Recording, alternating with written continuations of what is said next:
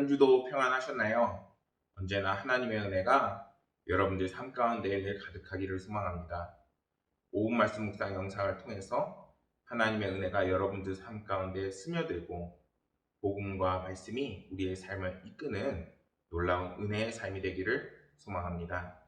오늘 함께 나눌 말씀은 로마서 8장 29절과 30절 말씀입니다. 함께 본문 말씀을 읽겠습니다.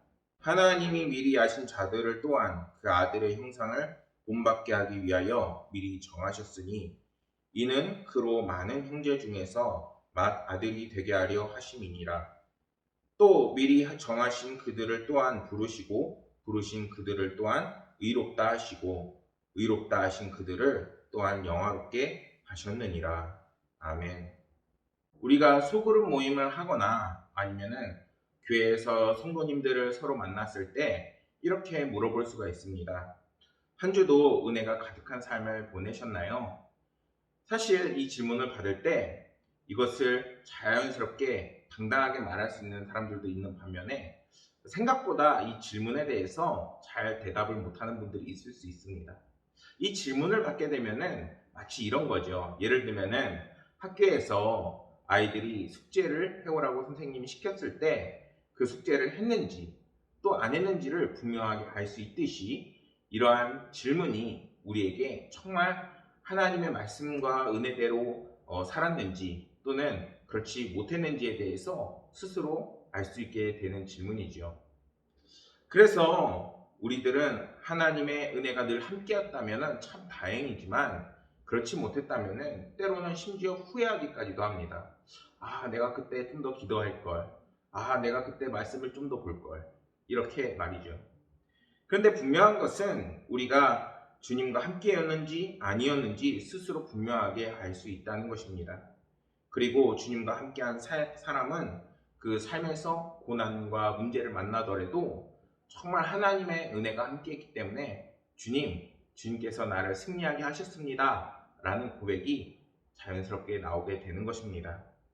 하나님은 그 은혜가 모든 고난을 이기게 하십니다. 그리고 그러한 고난을 이기는 삶은 결국에는 우리를 영화롭게 하고 영화로운 삶으로 만들게 되는 것이죠. 오늘 말씀에서 하나님께서 그리스도인들을 부르셔서 그들을 의롭다고 칭해 주시고 궁극적으로는 영화롭게 하신다는 구원의 은혜의 말씀을 주고 계십니다. 성경은 정하였다라고 말씀하고 있는데 이 말씀은 일찍이 이스라엘 백성들이 하나님께 선택을 받았던 것처럼 오늘도 하나님께서 성도들을 정하신다라는 말입니다. 그렇다면 하나님께서는 이스라엘 백성들처럼 자신의 백성들을 어떻게 선택하실까요? 에베소서 1장 5절 말씀을 보면은 그 기쁘신 뜻대로 우리를 예정하사 예수 그리스도로 말미암아 자기 아들들이 되게 하셨으니 라고 성경 말씀을 전합니다. 이제는 예수 그리스도가 나의 구주로 영접을 하게 되고 그리고 하나님께서 그 사람들을 자녀 삼아주시고 그리고 그러한 사람들을 나의 자녀라고 하나님께서 칭해 주신다는 것입니다.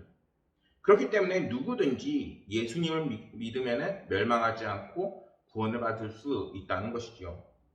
이제는 주님 만날 때까지 하나님의 자녀로서 복음을 증거하고 복음을 따르는 삶을 살면 되는 것입니다. 그것을 위해 성경은 성도들을 향해 이렇게 말씀합니다. 베드로 후서 1장 10절 말씀을 보면은 그러므로 형제들아 더욱 힘써 너희 부르심과 택하심을 굳게 하라. 너희가 이것을 행한즉 언제든지 실족하지 아니하리라. 세상은 우리를 정말 실족하게 만들고 그리고 낙담하게 만들고 그리고 세상의 많은 문제와 장벽 앞에 가로막히지만 하나님께서는 우리와 함께 하실 때 그 모든 것들을 뛰어넘게 하십니다. 우리가 그리스도인으로 살아갈 때 세상은 하나님의 은혜를 부정하고 사단은 우리와 하나님의 그 관계를 단절시키기 위해 끊임없이 유혹하지만 그때 우리는 그 모든 것들이 사단의 관계임을 알고 뛰어넘을 수 있는 힘과 능력을 가져야겠습니다.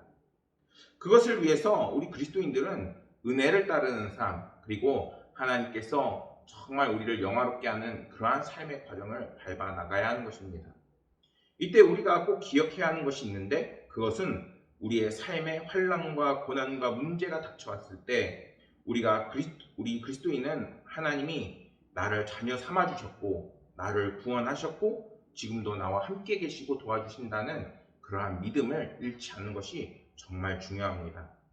하나님은 고난 속에서도 우리와 늘 함께하고 계시고 우리가 믿음 잃지 않도록 반드시 도와주십니다.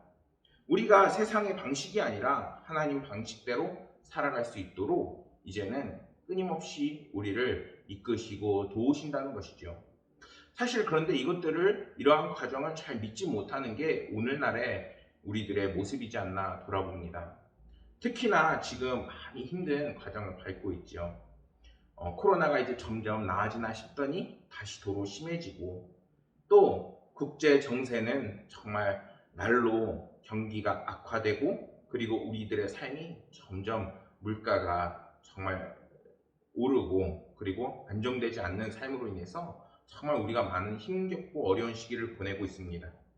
그런데 우리가 과거를 한 번 더 생각해 보면은 정말 그때 당시 성령 부흥 집회를 하고 정말 하나님의 은혜가 충만했던 그때 우리가 어떤 힘으로 살아나갈 수 있었나요?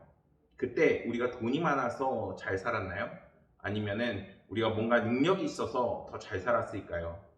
아니에요. 정말 하나님이 주시는 은혜와 그리고 그 능력으로 우리가 살아갈 수 있었음을 다시 한번 되새길 수 있어야 합니다. 우리가 정말 하나님과 함께 할 때 하나님께서는 우리를 좀 더 나은 삶으로 이끄시고 결국에는 영화로운 삶까지 이끄십니다. 그리고 그 종착지는 하나님 나라 들어갈 때까지 이끄시게 되는 것입니다.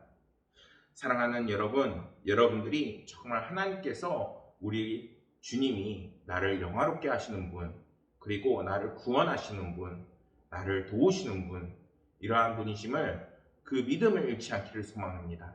그럴 때 하나님께서는 정말 모든 순간에 함께 하시고 그 모든 어려움들을 뛰어넘을 수 있도록 반드시 도와주실 것입니다. 오늘날 고난과 어려움이 너무나도 많지만 그 모든 상황 속에서 영화롭게 하시는 주님을 꼭 붙잡고 승리하시기를 간절히 소망하겠습니다. 감사합니다.